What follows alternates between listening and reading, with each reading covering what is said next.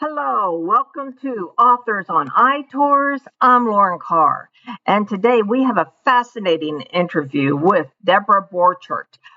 Debra has had many careers: clothing designer, actress, TV show host, and spokesperson for high tech companies. She's also worked in marketing and public relations and as a technical writer for Fortune 100 companies.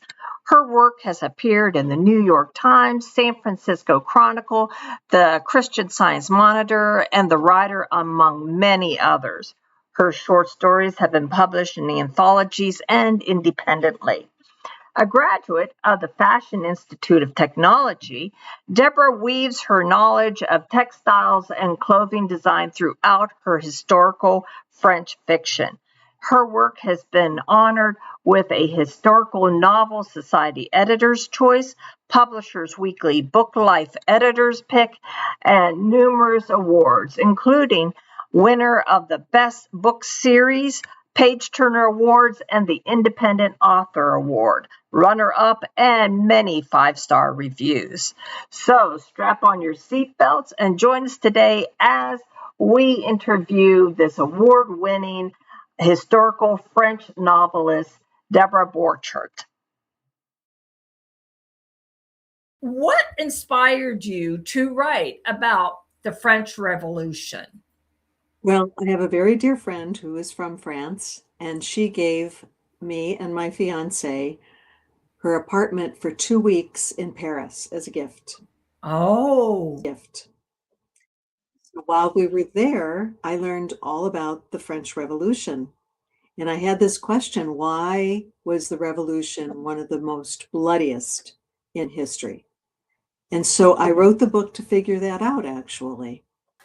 Well, I can imagine the research that had to go into that. How were you able to find that out? Well, yeah, it's really great if you can go to the places where this all happened. And I did a total of, I think, 6 trips to France. That was rough. That food, that wine, it was really rough. You used the excuse that it was research. Right. But when I was on my honeymoon, my husband is a doctor, and he wanted to go to the catacombs. Now, he had gone to 2 perfume museums, so I really couldn't say, no, I don't want to go to the catacombs. So I went. And I thought the only way I'm going to get through this is to think it's a big Halloween decoration, because it is really creepy. So he's going along and telling me all about these, skulls and the bones, and this indicated that this person had this disease. And I am blocking all of this out. And so I looked over to the side, trying to find a place where I was, like the floor, whatever, I didn't want to see this. And in my mind, I saw this boy and his father in 18th century clothing arguing. In your mind? Yeah. I thought, well, that's interesting, because he's dressed as a pauper and the father's dressed as a courtier.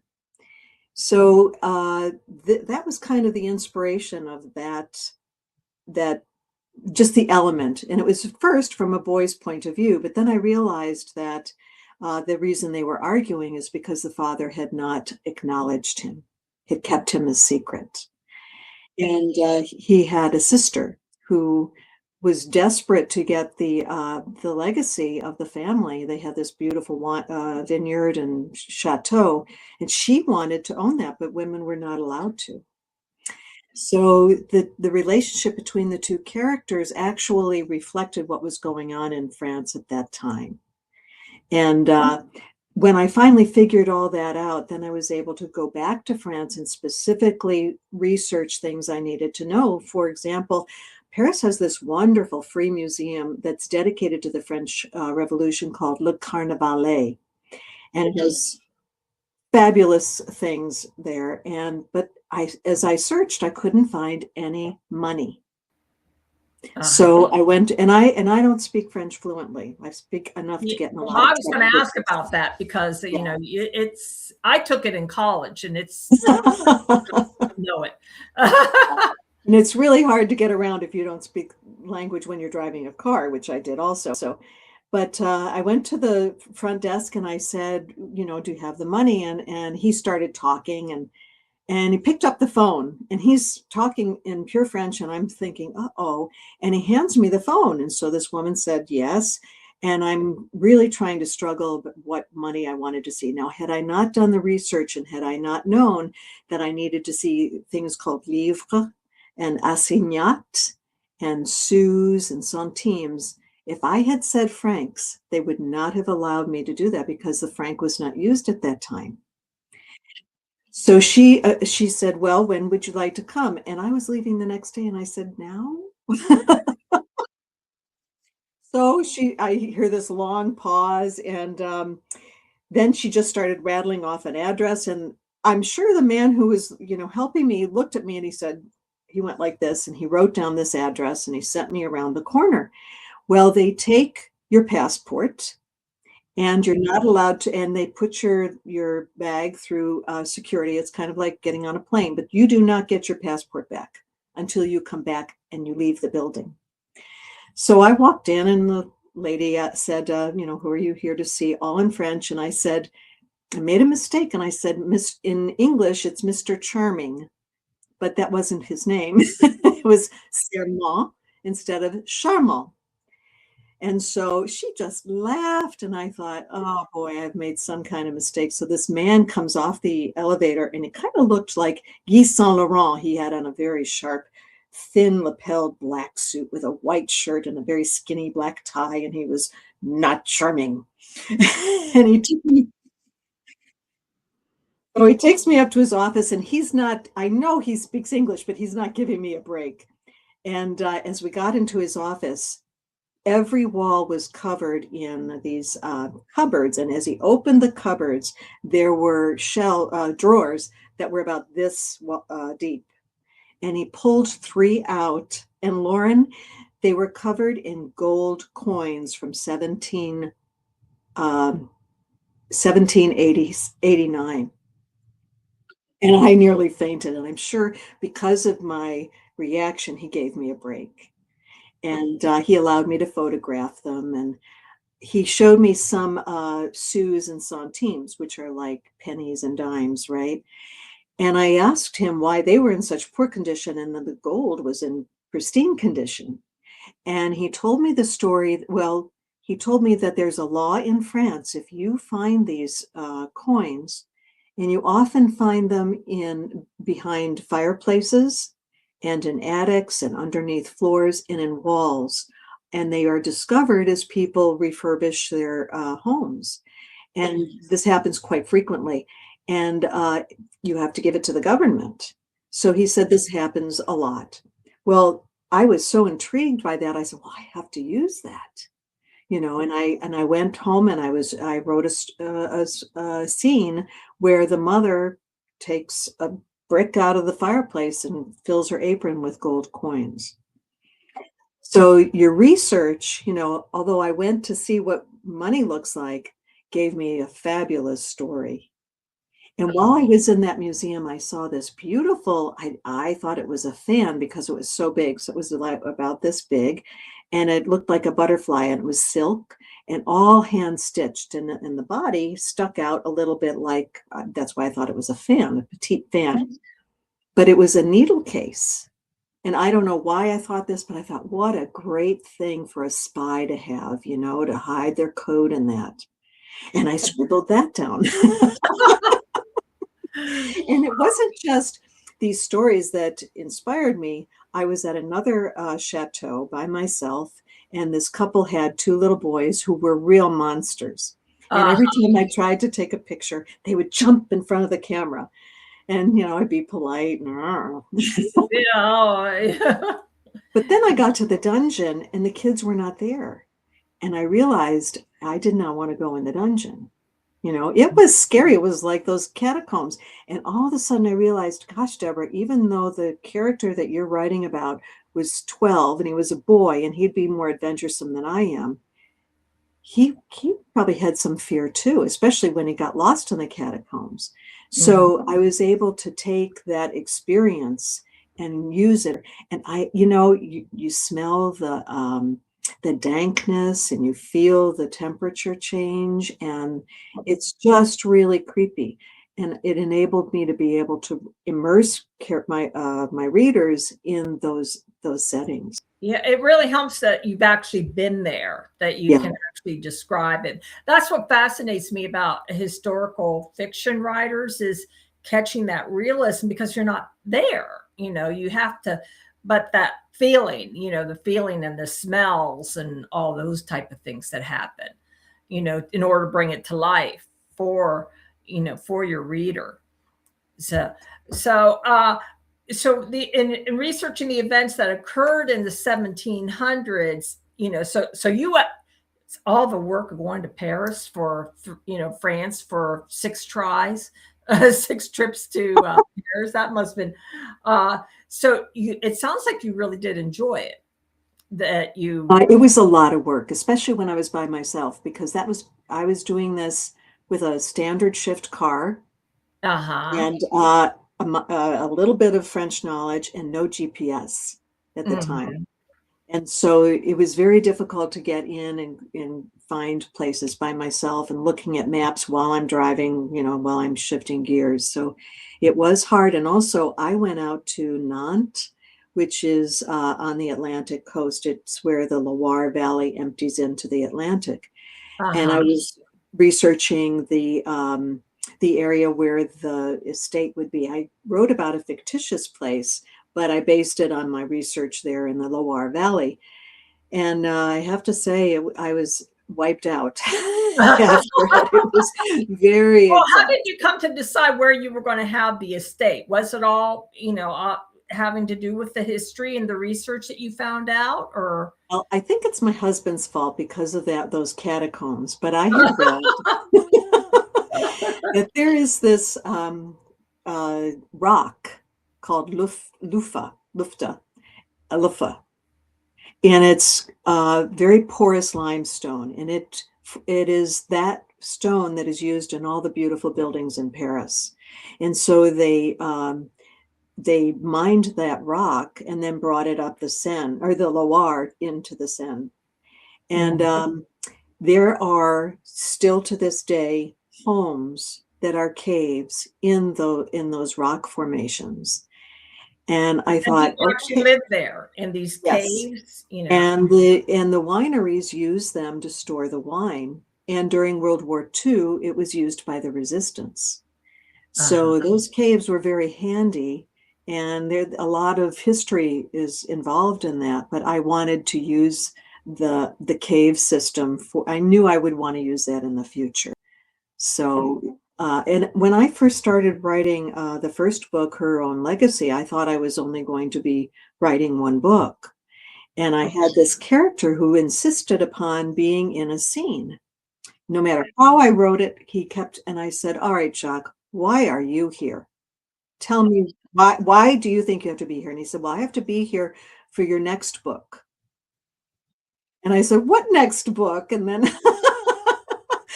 so once he told me why, I said, okay, I will write another book, but could you please not be in this scene? And he left.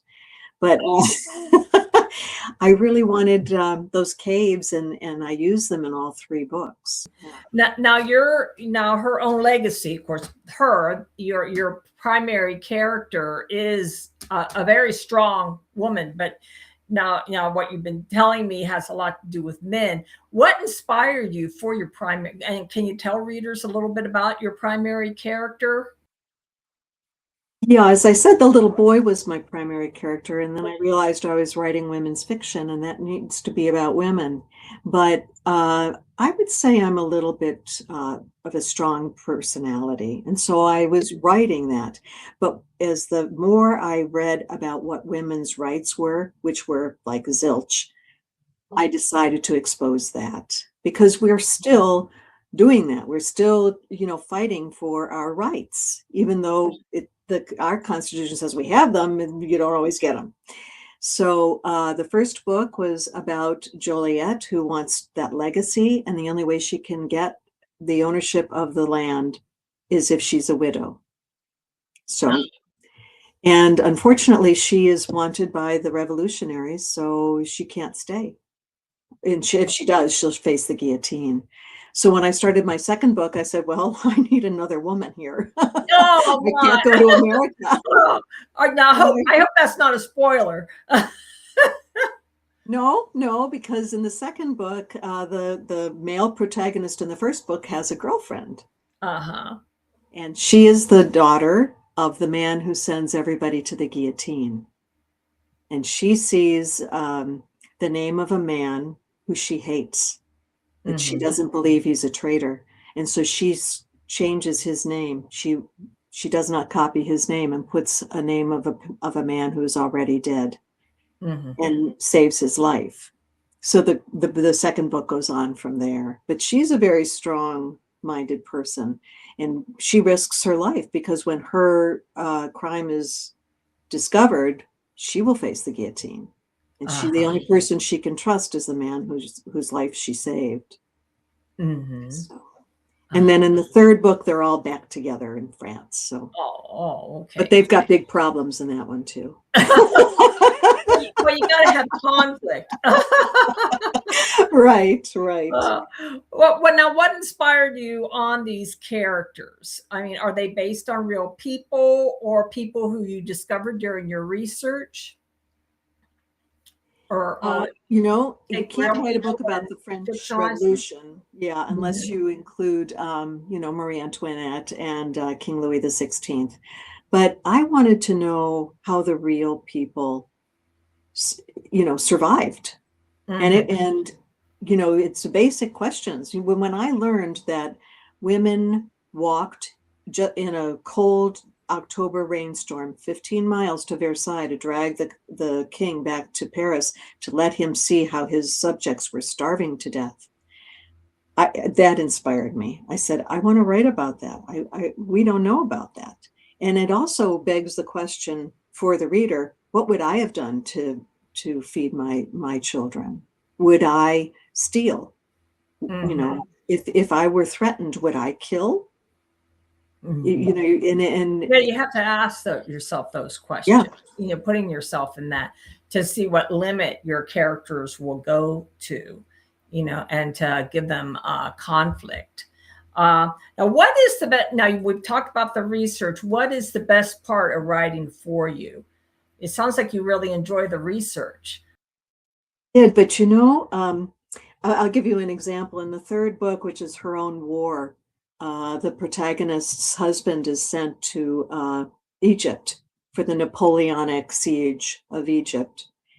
And he volunteers to be beheaded, actually, as he goes into the citadel.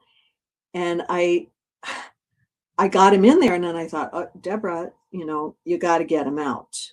Now, how are you going to get him out?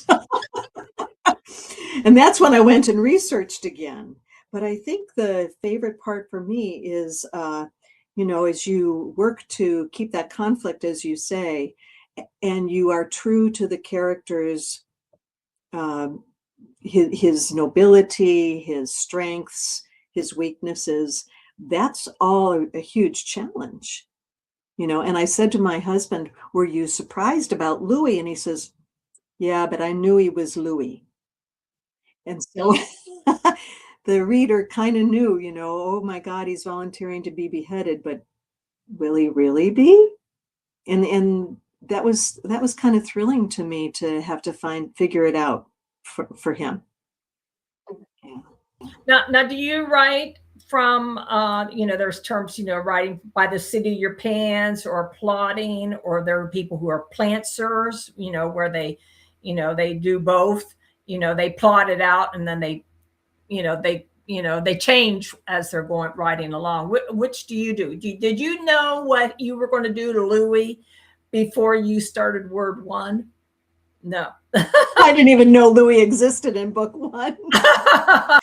But, I had a teacher once who I studied with for, I guess, 2 years, and she had us do this exercise. And she said, every day for a month, you're going to set your kitchen timer, and you're going to sit in the same place and write for 10 minutes, and you're going to stay in that chair and write that until the alarm goes off, and I hated it. All I wrote was, I feel like I'm in kindergarten. I feel like I'm sitting in the corner. I feel like the nuns with the rulers, and I hate this, I hate this, I hate this, I hate this. But I did it for a month, and I realized that my creativity is not fed by that. And that I'm the type of person who probably sits too much at her computer, so I don't have that procrastination problem. But I do have to honor how my creativity works. And so if I feel like going for a walk, I do. And every time I honor that, then there's not a writer's block, but I've been working on something. And if I go and do the dishes, I'll stop in the middle and say, that's what happens. Okay. And then I come and I scribble it down. So I think that there's no method. I think what I would advise a writer to do is to really pay attention to how that person is creative. Because a lot of my friends, I have a friend who's written 56 books, and she's also a quilter. And she has to do that. And I have another friend who sketches, another friend who's a photographer. And I used to be a designer, so I design draperies and clothing, and it breaks up that part of my mind that's been concentrating so hard that there's not enough fluidity for me to get the ideas and inspiration I need. So I'm not either a pantser or a planner. Well, now, so Her Own Legacy, is that your first book? Or Yes, it was. And then I went on and did Her Own Revolution, and then Her Own War. And you obviously see the connection with the titles. I had no idea when I wrote the first one that there would be two more. So I kind of had to. I'm glad that I your Christmas romance. I did, and that takes place in the Alsatian region near Strasbourg and Colmar. It's the capital of Christmas, so to speak. And that was great fun too. And very cold. Now, Her Own Legacy, it won the Page Turner Best Book Series Award in 2025. Now, what are you working on now? Well, all my readers that love the Chateau de Versailles series want another book. And I so enjoyed writing the Christmas book. And ironically, in 1814 is when France's king declared Christmas to be a national holiday because religion was now allowed. And so it's going to be a Christmas romance at Chateau de Versailles. Oh, okay. So it's the series then. Yes, it will be. And then I can continue it if I want to for 4, 5, and 6. I don't know. It's a lot of work. You're all placed in France. Are you thinking of getting a place in France and moving to France?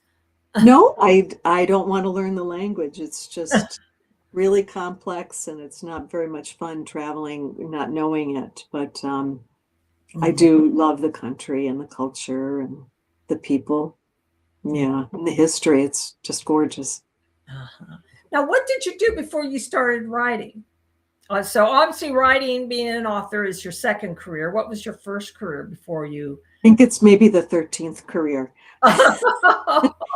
I wanted to go to the Fashion Institute of Technology in New York City. And the way I paid for my education was that I was a model. And then I accidentally became an actress, and I did television commercials. Mostly for food, so I look well fed, right? And then I became a spokesperson for one of the first online services prior to when the web was invented in, I think, 1995. And then I became a technical and marketing writer. And when I was living in New York, I had something odd happen to me. I was using my computer, and there was a knock at the door, and it says, "The police, open up." Oh my! That's when you know your day's not going well. Right.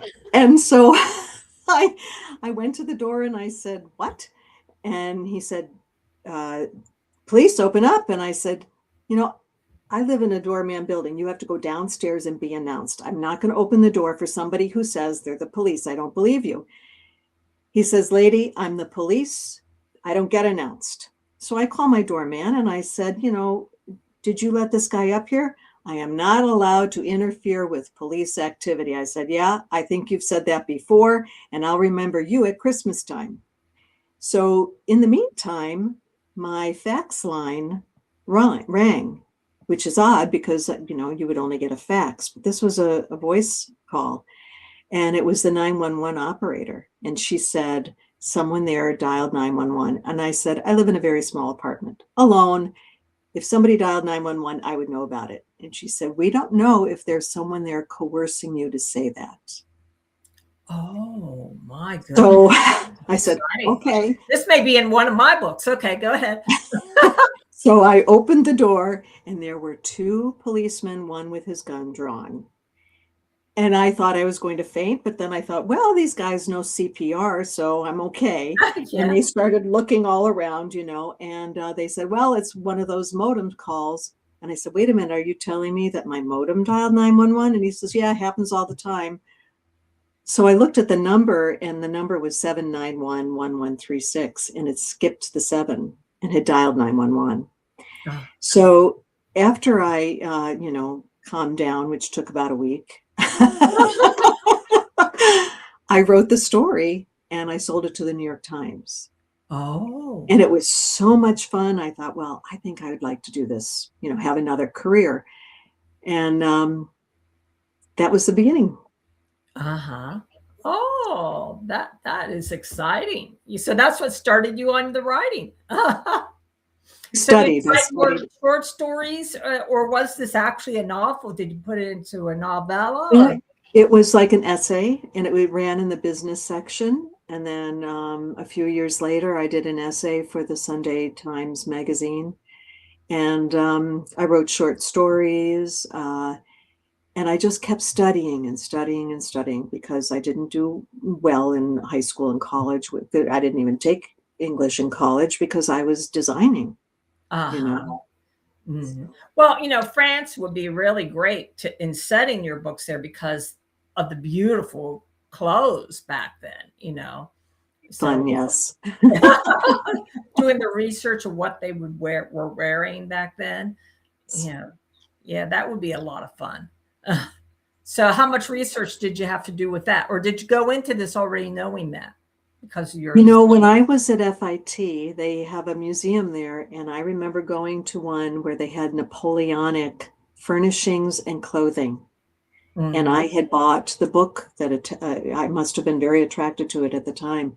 But I've always gone to museums about costume and everything. And one of the other things is that I cook, and my characters and soup is very important to the culture in France. Mm-hmm. And my characters would have their specialty soups. And so one day I was sitting at my computer, and all of a sudden a group of them got together and said, Deborah, we want you to put our recipes for soups in a cookbook. And if you don't, we're not going to give you any more recipes. Mm-hmm. So I put together the cookbook.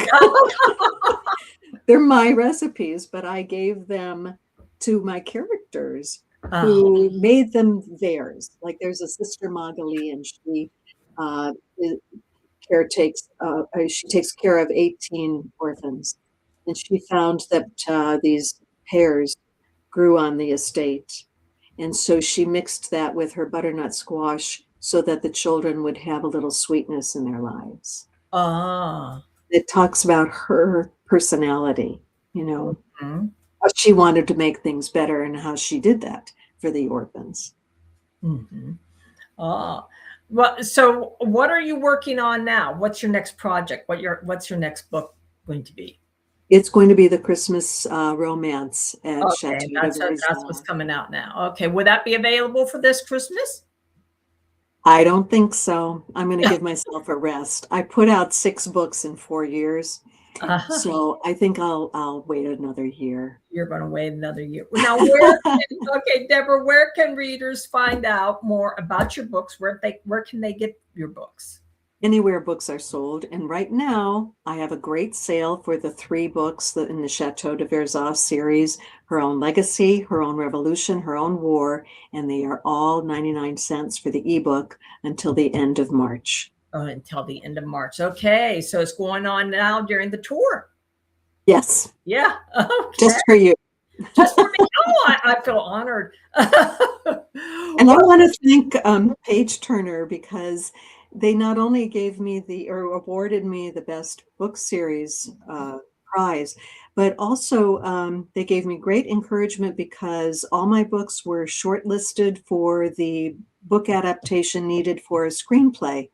And I think that the series would be a great costume drama, and because it teaches history. I was very true to history. So I remember when I was studying history and I just hated reading or having to memorize dates and places. It was so dry. And my teacher told me, oh, read Johnny Tremain. And all of a sudden, the American Revolution came alive for me. And I think that was one of the reasons why I wanted to write this book too, that history came alive. If you enjoyed this interview, then do be sure to give us a thumbs up and hit subscribe to receive notifications for future author interviews. Until next time, happy reading from Authors on iTours.